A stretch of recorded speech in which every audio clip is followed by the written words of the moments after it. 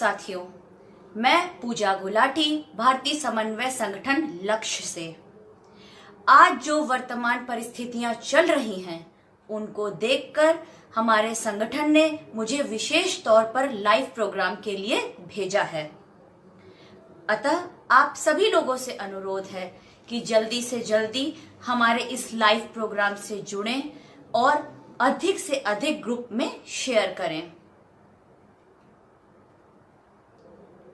यह वक्त जो कोरोना जैसी महामारी हमारे देश में नहीं पूरी दुनिया में फैली हुई है, इस बीमारी से खासकर भारत में लोग जितना पीड़ित नहीं हैं, उससे ज्यादा पीड़ित है भुखमरी और बेरोजगारी से।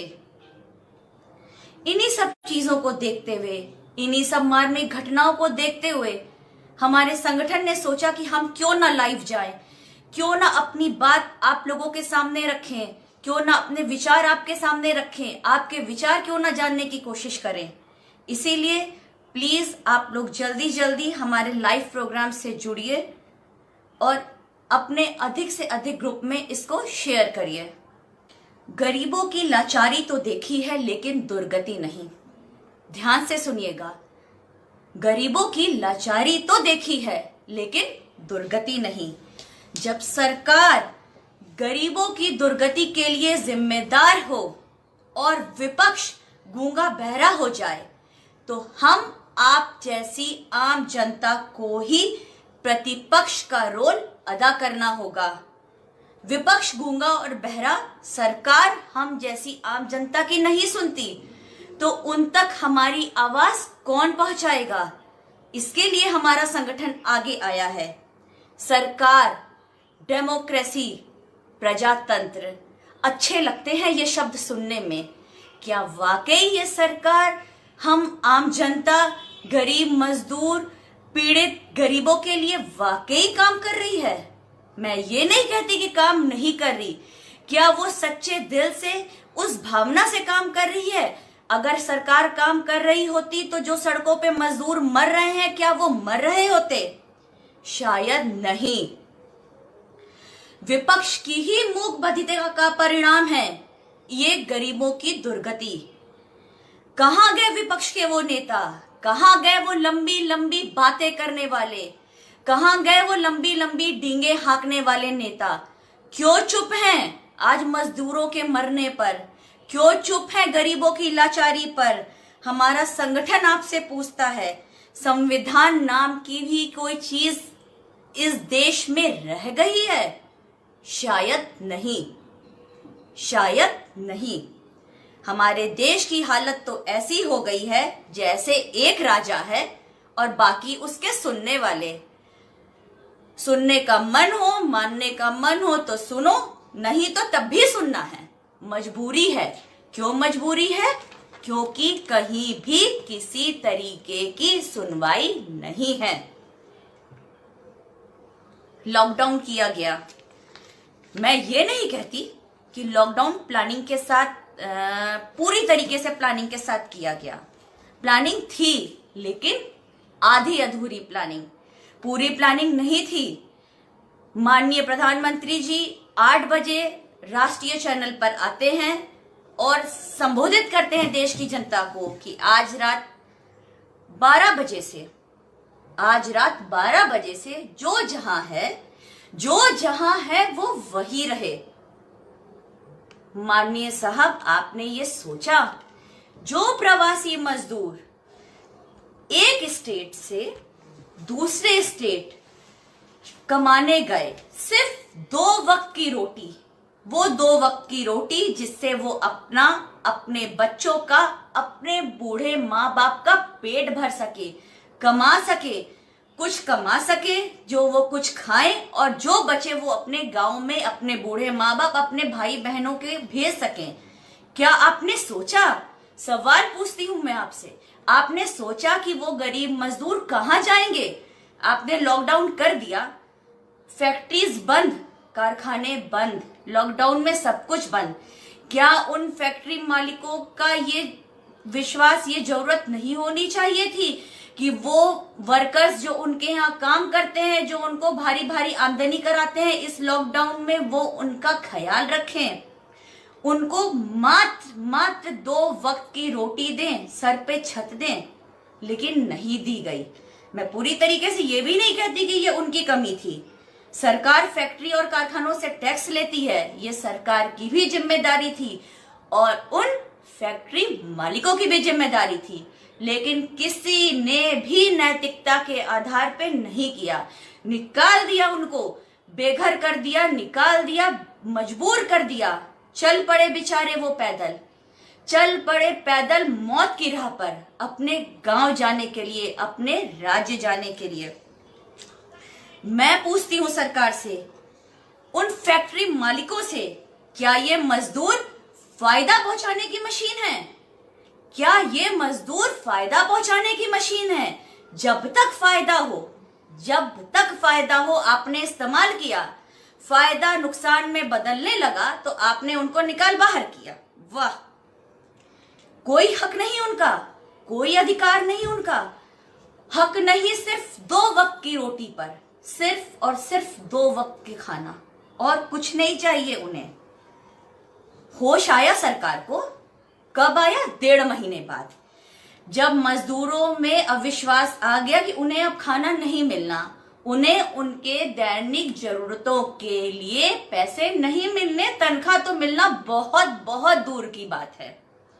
निकल आए सड़कों पर, दिखाया आक्रोश, चले मीलों पैदल चले, सैकड़ों मीलों चले, भूख से बिलखते हुए, प्यास से मारे हुए। पूछता है हमारा संगठन कि आपने ये जो 1.5 महीने बाद किया था वो पहले क्यों नहीं किया? आपने लॉकडाउन किया, आपको उसी वक्त इन मजदूरों को एक स्टेट से दूसरे स्टेट भेजने का इंतजाम कर लेना चाहिए था। क्यों 1.5 महीने का वक्त लिया? 1.5 महीने के लिए उस मजदूर को जब तक भिखारी ना बनाते तब तक आप नहीं भेज सकते थे।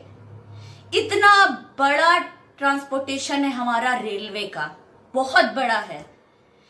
कुछ हजार ट्रेनें मुहैया करा देते हैं, मात्र कुछ हजार ट्रेनें, जो सोशल डिस्टेंसिंग रखते हुए मजदूर उनमें अपने स्टेट जा सकते थे, लेकिन नहीं किया। इंतजार किया 1.5 महीने का, इंतजार किया। या तो आप आश्वस्त कर लेते कि आप जहां हो, जैसे हो, आपको खाना देंगे, आपकी जरूरत चीजों के लिए कुछ पैसे देंगे, ज्यादा उन्हें ऐशो आराम की जरूरत नहीं होती, कुछ पैसे देंगे, लेकिन नहीं किया आपने, कुछ नहीं किया। तो क्या सरकार क्या चाहती थी कि इंतजार कर लें कुछ लोगों के मरने का, फिर भेजेंगे आराम से इनको उनके स्टेट्स वापस? प्रेग्नेंट लेडीज, 6-6, 7-7 महीने की प्रेग्नेंट लेडीज चलती जा रही हैं। गोद में लिए हुए बच्चों को औरतें, एक गोद में है, एक की उंगली पकड़ी हुई है, सर पे बोरी भर लादी भर घर का सामान। छोटी छोटी बच्चियां, बुजुर्ग महिलाएं, माता पिता चलते जा रहे हैं, नहीं पता कहाँ जाना है, अपने देश, अपने गांव, अपने स्टेट जाना है, लेकिन नहीं पता कि कैसे पहुंचेंगे। चलते जा रहे हैं, बदहवासी में चलते जा रहे हैं, कुछ मिला तो खा रहे हैं, पानी मिला तो पी रहे हैं, नहीं तो चलते ही जा रहे हैं।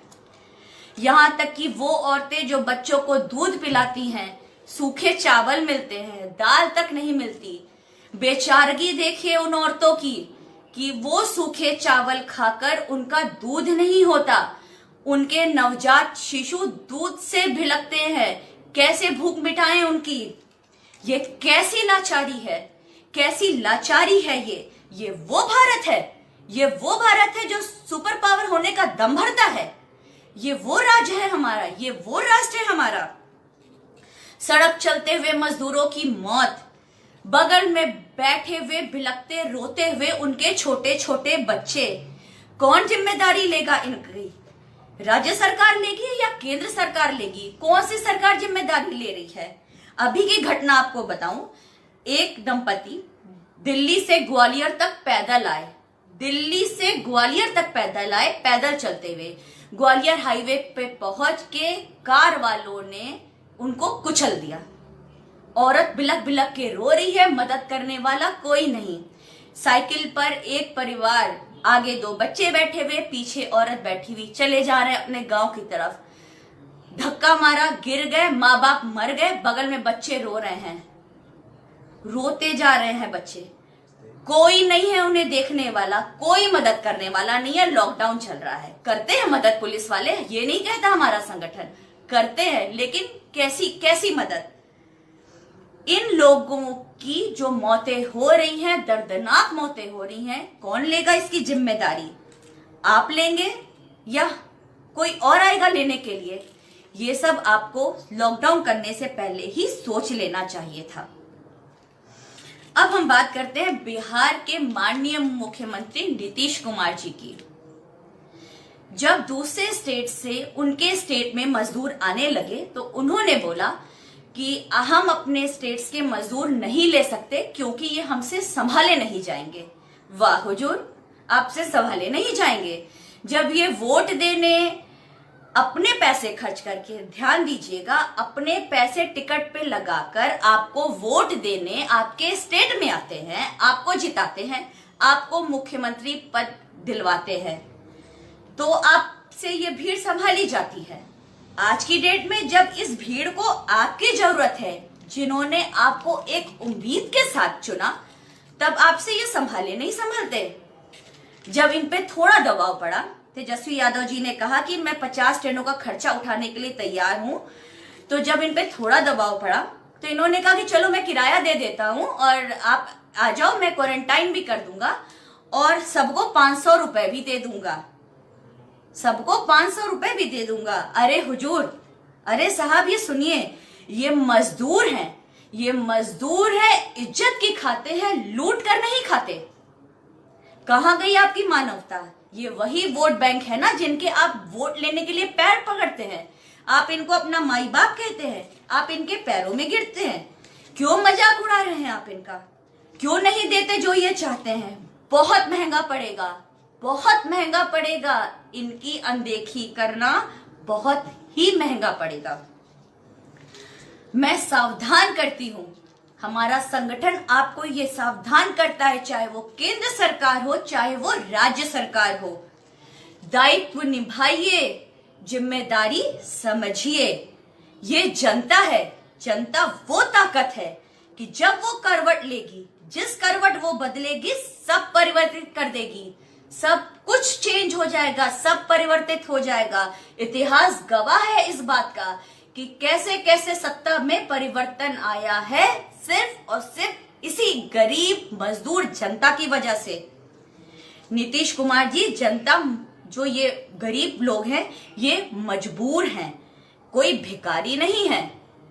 और तो और जब किराए की बात आई, जब हुआ कि चलो ट्रेन मुहैया करा देते हैं, एक स्टेट से दूसरे स्टेट इनको भेजते हैं, ट्रेन जा रही है। अब ट्रेन के किराए की या टिकट के किराए की बात तो नहीं कर रहे, क्योंकि सबको पता है, सबको पता है कि किराया किसने दिया, क्या दिया। सरकार ने कहा कि 85% हम सब्सिडी दे रहे हैं और 15% राज्य सरकार देगी। 85% केंद्र सरकार और 15%, गलती हो गई मुझसे, 15% राज्य सरकार देगी। लेकिन हम सबको सच्चाई मालूम है कि किसने कितनी क्या सब्सिडी दी, किसने अपनी टिकट का किराया खुद दिया। और तो और रेलवे के एक अधिकारी ने बोला कि हम किराया इसलिए ले रहे हैं, ध्यान से सुनिएगा आप ये बात, हम किराया इसलिए ले रहे हैं कि असल में जिन मजदूरों को इसकी जरूरत है वो ही दूसरे स्टेट जा सके, असल में जिनको जरूरत है वही जा सके, यानी कि जो किराया दे सके वो जा सके, बाकी तो जो है वो वहीं रहे भूखे रहे। तो आप मुझे इस बात का जवाब दे दीजिए कि लॉकडाउन जैसी ये विषम परिस्थितियां चल रही हैं, तो क्या कोई इंसान एक स्टेट से दूसरे स्टेट अपना सारी गृहस्थी बांध के क्या पिकनिक मनाने निकला है? क्या वो पिकनिक मनाने जा रहा है? मजबूरी है, जरूरत है, चाहता है अपने घर पहुंचना, अपने बूढ़े माँ बाप, अपने भाई बहनों के पास पहुंचना। आपने विमान भेजे दूसरे देशों में लोगों को लाने के लिए, आपने वुहान भी विमान भेजा वहां के छात्रों को, वहां के लोगों को इंडिया लाने के लिए। बहुत अच्छा किया, क्योंकि वो भारत के नागरिक है। आपने लग्जरी बसें भेजी हरिद्वार, तीर्थयात्री जो हरिद्वार में फंसे हुए थे उनको उनके घर तक पहुंचाने के लिए, ये भी अच्छा काम था। आपने कोटा बसें भेजी फंसे हुए बच्चों को उनके परिवारों तक लाने के लिए, ये तो बहुत अच्छा काम था। लेकिन मैं आपसे पूछती हूं, मात्र कुछ हजार ट्रेनें मुहैया नहीं करा पा रहे थे इन गरीब मजदूरों के लिए। हक है इनका, टैक्स देते हैं, वोट देते हैं, एक उम्मीद के साथ आपको चुनते हैं कि बुरा वक्त आने पर आप इनका साथ देंगे, लेकिन नहीं हुआ। क्या है उनकी आस? सिर्फ और सिर्फ वो जिंदा पहुंचना चाहते हैं अपने घर। जिंदा, मरी हुई लाशें बन के नहीं पहुंचना चाहते, जिंदा पहुंचना चाहते हैं। मिड डे मील की बात करें तो सरकार मिड डे मील देती है उन बच्चों को जो सरकारी स्कूलों में पढ़ते हैं, खाने का इंतजाम करती है। आजकल लॉकडाउन की वजह से स्कूल पूरी तरीके से बंद हैं। अन्न राशन बहुत है सरकार के पास। मिड डे मील में जो रसोइया है वो भी खाना बनाकर इन गरीब मजदूरों को, जो कुछ किलोमीटर चलकर गांव से उस शहर की तरफ आते हैं जहां से उन्हें ट्रेन मिलती है, तो क्या उन्हें रास्ते में खाना प्रोवाइड नहीं किया जा सकता? किया जा सकता है। सरकार चाहे तो बहुत कुछ किया जा सकता है, लेकिन चाहे तो कर्नाटका के मुख्यमंत्री जी की अगर बात ली जाए, येदियुरप्पा जी की, तो उन्होंने कुछ ट्रेनों का इंतजाम किया मजदूरों को अपने घर वापस भेजने के लिए। लेकिन इसी बीच उनकी मीटिंग कुछ बिल्डरों से हो गई। तो बिल्डरों ने कहा कि अगर ये मजदूर चले जाएंगे, तो अगर ये वापस से काम शुरू होगा तो मजदूर तो होंगे नहीं, तो मजदूर जब नहीं होंगे तो उनका काम कौन करेगा? तो माननीय मुख्यमंत्री जी ने वो ट्रेनें ही रद्द कर दी। अरे ये सोशल डिग्निटी है। स्वतंत्र भारत में रह रहे हैं, स्वतंत्र भारत में रह रहे हैं। एक आम आदमी, एक गरीब मजदूर को ये भी हक नहीं कि वो सोच सके, उसके पास ये अधिकार नहीं, वो ये डिसाइड नहीं कर सकता कि वो यहां रहना चाहता है या अपने घर, अपने गांव, अपने स्टेट वापस जाना चाहता है। इतनी तो संविधान ने हमें छूट दी हुई है। केरला में भी यही हाल हुआ। बिहार दानापुर जाने वाली ट्रेनें कैंसिल कर दी गई। मैं पूछती हूं कि जब इस वायरस का स्टार्टिंग थी, प्रकोप कम था, तो ये डिसीजन तभी ले लेने चाहिए थे। लोगों को एक स्टेट से दूसरे स्टेट भेज देना चाहिए था। अब जब आंकड़े हाथ से निकल रहे हैं, महामारी बढ़ती जा रही है, तो आप पैसा वसूल करके आप इनको इनके घर भेज रहे हैं। ये तो नाकामी सरकार की हुई ना, कि आप इन मजदूरों को आश्वस्त कर ही नहीं पाए कि आप जहां हो आप वहां रहो। हम आपको रहने के लिए छत देते हैं और 2 वक्त का खाना देते हैं। ये नाकामी है सरकार की। और जब भीड़ की भीड़ इकट्ठी होती है स्टेशनों पे, धज्जियां उड़ जाती हैं सोशल डिस्टेंसिंग की, धज्जियां उड़ती हैं। ट्रेनों में तो सोशल डिस्टेंसिंग है, बसों में है, लेकिन वो भीड़ जो बस स्टैंड पे आती है, वो भीड़ जो रेलवे स्टेशनों पे आती है, धज्जियां उड़ा देती है सोशल डिस्टेंसिंग की। कहां जाएगी यह महामारी हमारे देश में? ये कदम आपको पहले ही ले लेना चाहिए था उनको वापस घर भेजने के लिए। धार्मिक स्थल, जो धार्मिक स्थल जिन पे हमारी जनता पैसे डोनेट करती है, बहुत पैसा है, करोड़ों अरबों रुपए है, टनों सोना है हमारे धार्मिक स्थलों के पास, जो जनता के द्वारा ही दिया गया है, जनता के द्वारा ही दान में दिया गया। नहीं जरूरत उस भगवान को उस पैसे की, उस भगवान को उस दान में दिए हुए पैसे की नहीं जरूरत है। तो लगाइए, वो पैसे निकालिए, उनको उन गरीब मजदूरों भाइयों पे लगाइए, उन गरीब किसानों पे लगाइए जिनको वाकई इस वक्त जरूरत है। कहां से अलग से डोनेशन मांगने की नौबत आ गई? क्यों हमारे प्रधानमंत्री जी को कहना पड़ गया कि डोनेट करिए? बहुत धन है हमारे देश के पास। जब वो जनता ही खत्म हो जाएगी तो वो धन किस काम का? नहीं चाहिए भगवान को पैसा, वो धन आप लगाइए, लोगों के स्वास्थ्य के लिए लगाइए, महामारी से बचने के लिए लगाइए। उनको खाना दीजिए, खाना सिर्फ 2 वक्त का खाना, पकवान नहीं, सिर्फ 2 वक्त का सादा खाना। कोई डोनेशन नहीं लीजिए, ये अर्थव्यवस्था की रीढ़ है, हमारे मजदूर, हमारे किसान भारत जैसे देश की अर्थव्यवस्था की रीढ़ हैं। मत इन्हें बेबस और लाचार करिए कि ये रीढ़ खुद ब खुद धराशाही हो जाए। जिंदा रहने के लिए 2 वक्त की रोटी चाहिए, 2 वक्त की रोटी, वादे नहीं, जुमले नहीं, धोखेबाजी नहीं, सिर्फ 2 वक्त की रोटी। तो ये वक्त वादों का है? बिल्कुल नहीं, ये वक्त 2 वक्त की रोटी देने का है। तो आप इन्हें 2 वक्त की रोटी मुहैया कराइए। अभी अगर परसों की घटना ली जाए औरंगाबाद की, तो रोंगटे खड़े हो जाते हैं। मालगाड़ी के नीचे आकर कटकर 16 लोगों की मार्मिक मौत हो गई। वो लोग जो निकले थे अपने घर पे पहुंचने की आस में, जिन्होंने उस रेल की पटरी का सहारा लिया कि शायद इस पटरी पे चलते चलते थोड़े किलोमीटर चल के शायद कोई ट्रेन मिल जाए जो उनको उनके घर तक पहुंचा जाए, लेकिन वो भूल चुके थे कि ये जो रेल की पटरी है ये उन्हें घर पहुंचाने का रास्ता नहीं, ये मौत का दरवाजा है जो उनको उनके घर की तरफ नहीं, मौत की तरफ ले जाता है। रोंगटे खड़े हो जाते हैं वो खून से सनी हुई रोटियां देखकर जो पटरियों पे पड़ी हुई हैं। वो मार्मिक दृश्य आंखों से नहीं देखा जाता।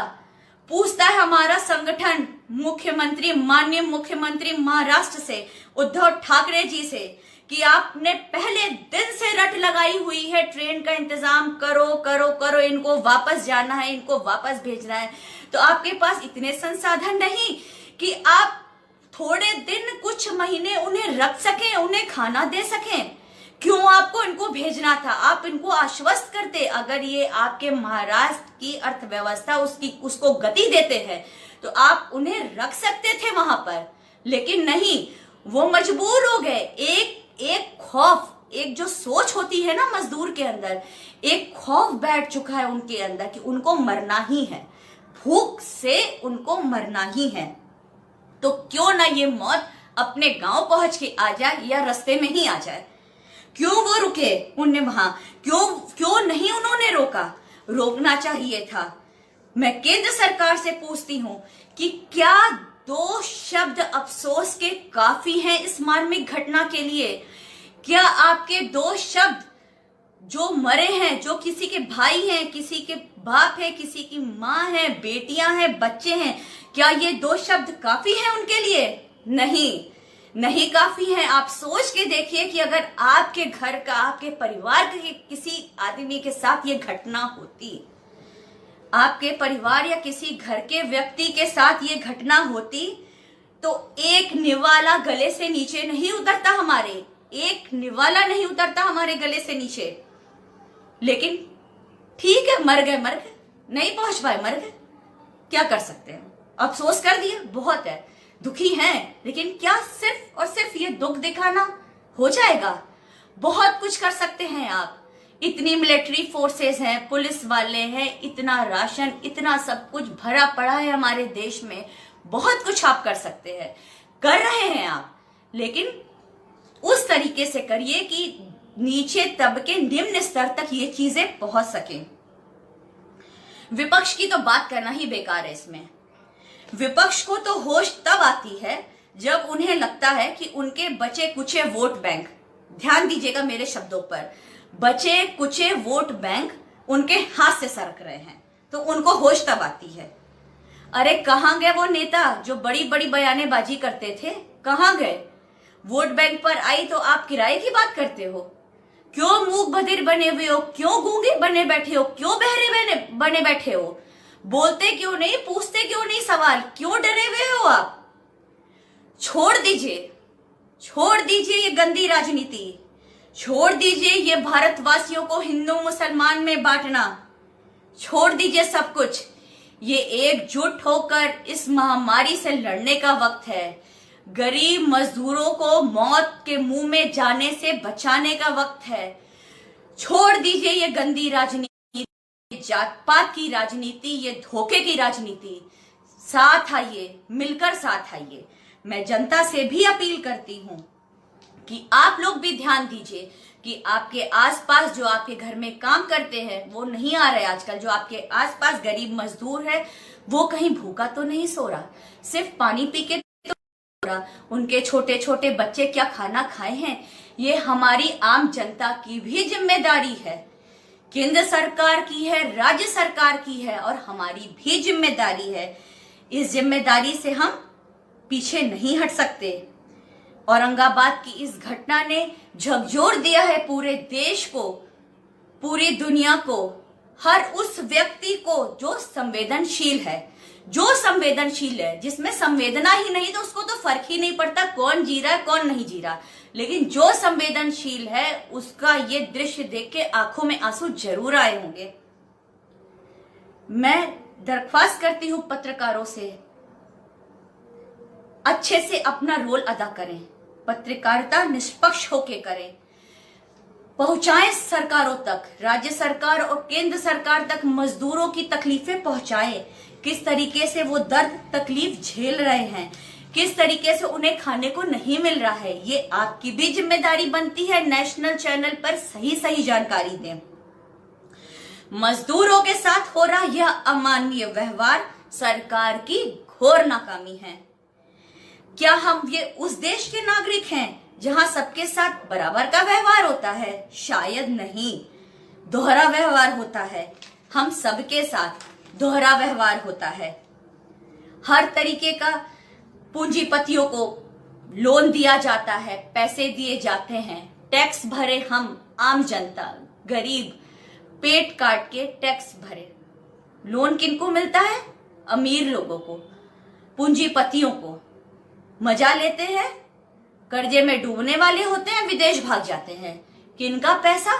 हमारा पैसा, हमारी मेहनत की कमाई, हमारी एक एक खून पसीने की कमाई, उन मजदूर भाइयों की कमाई, उन गरीब किसानों की कमाई जिनको ये तो तक नहीं पता होता कि जो फसल उनके खेतों में लहलहा रही है क्या वाकई उनको वो पैसा देकर जाएगी।